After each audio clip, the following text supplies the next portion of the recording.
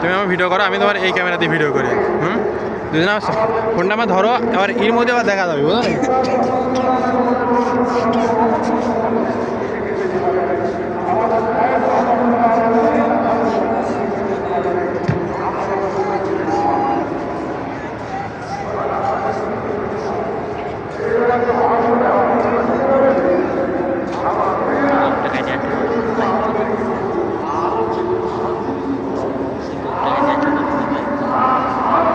দাঁড়িয়ে থাকলে একদম গোপ না থাকলে আরও খারাপ দেখা যাবে, বুঝছো?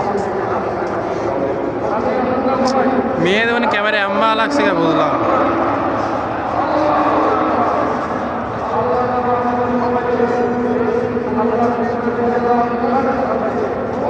যা বেলা সূর্য ডুবে গেল।